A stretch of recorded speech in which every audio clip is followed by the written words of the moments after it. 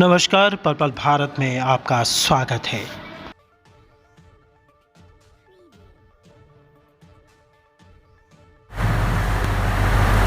आम आदमी पार्टी की तरफ से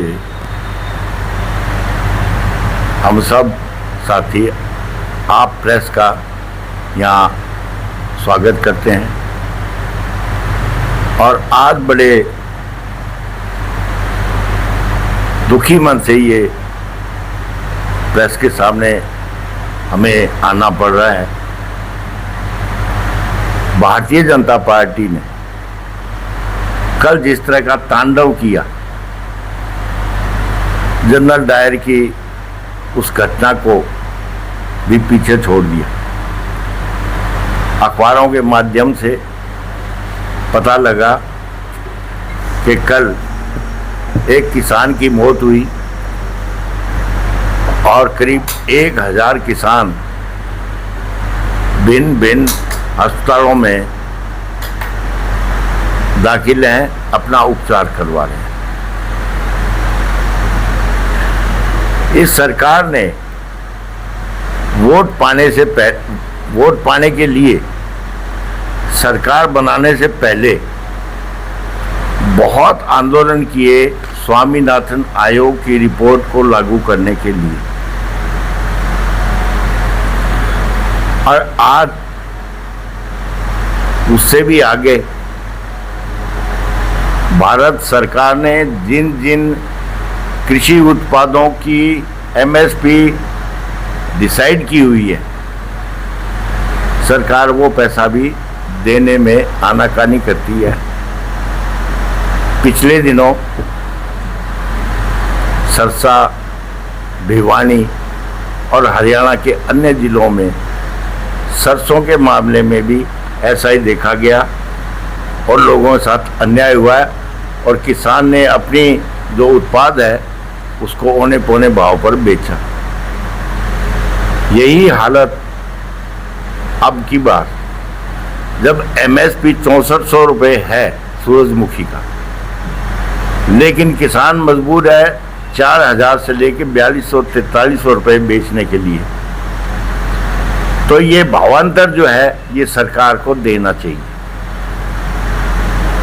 सरकार चाहे वो हरियाणा के राज्य की हो या बीजेपी की केंद्र शासित सरकार, वो पूंजीपतियों के हितों को साधती है और उन्हीं के लिए काम करती है। आज जय किसान, इस भारतीय जनता पार्टी की सरकार ने ना जवान को छोड़ा, ना किसान को छोड़ा, ना पहलवान को छोड़ा। दिल्ली में हमारी बेटियां अपने हक के लिए आंदोलन कर रही हैं, उसके बारे में भी कोई सुनाई नहीं हो रही। और हरियाणा का जो किसान है वो एमएसपी के लिए लड़ाई लड़ रहा है, उसके साथ भी न्याय नहीं हो रहा है। आम आदमी पार्टी इसकी भर्त्सना करती है, इसकी निंदा करती है और 8 तारीख को हमारे राष्ट्रीय नेता आदरणीय केजरीवाल जी, अरविंद केजरीवाल जी जींद में आ रहे हैं। वो जनसभा करने के बाद मैं और मेरे साथी आम आदमी पार्टी की तरफ से हर जिले में जाएंगे और जागरण अभियान शुरू करेंगे और आंदोलन की रूपरेखा भी तैयार करेंगे, जिसका नतीजा आपके सामने जल्दी आएगा। ये कब तक करोगे? तो कितनी तारीख से शुरू कर रहे हो आप? ये जो जिले कवर करने हैं वो मैं एक हफ्ते में कर लूँगा, 9 तारीख के बाद। आपको जिले अलॉट हो गए अभी कौन कौन से? मैं प्रदेश अध्यक्ष हूँ, इसलिए मैं सभी जिलों में जाऊँगा, उसके बाद सभी विधानसभाओं में जाऊँगा और गांव तक भी पहुँचने की मेरी इच्छा है। ब्लॉक स्तर पे? हाँ, सारे साथी हमारी टीम है उसको एक्टिवेट कर देंगे। हमारी हाईकमान भी इस पर मंथन कर रही है, हमें किस तरह से आंदोलन करना है।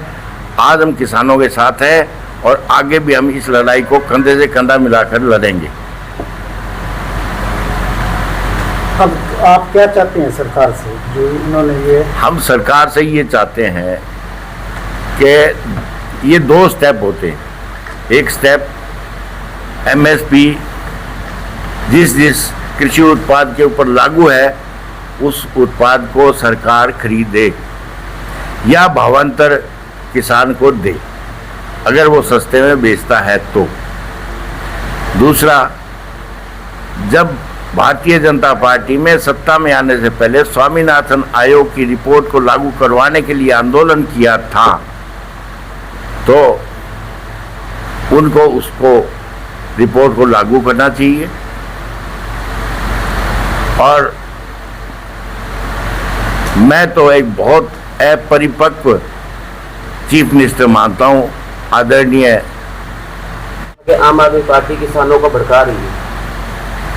अगर किसान के हित की आवाज़ उठाना भड़काना है तो हम भड़काते हैं। किसान की आवाज़ हम उठाएंगे, किसान की आवाज़ हम बनेंगे।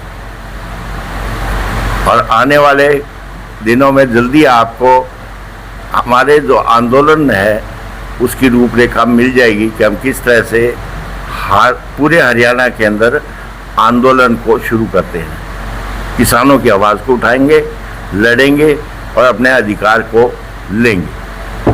अब जो किसानों पे लाठीचार्ज हुआ है उसकी आपकी क्या मांग है? देखिए, सरकार ने बड़ी जल्दी की। कल की तारीख में ये हाई कोर्ट में चले गए, PIL दाखिल की और ऑर्डर लेके वापस सुना दिया कि ये नेशनल हाईवे खाली किया जाए। किसान भी नहीं चाहता कि हाईवे को रोका जाए, लेकिन वो मजबूर होके जो है आंदोलन की राह पे आया और रास्ता रोका।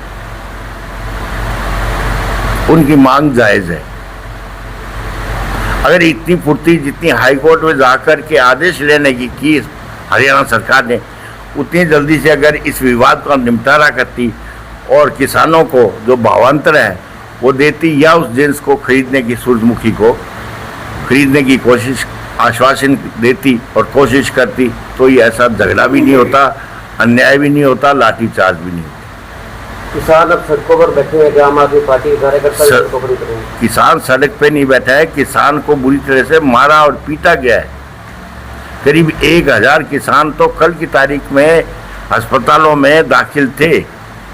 आज क्या हुआ होगा अभी तक मेरे पास में रिपोर्ट नहीं है, लेकिन आज सारे हरियाणा में आंदोलन जो है वो बढ़ रहा है, घट नहीं रहा।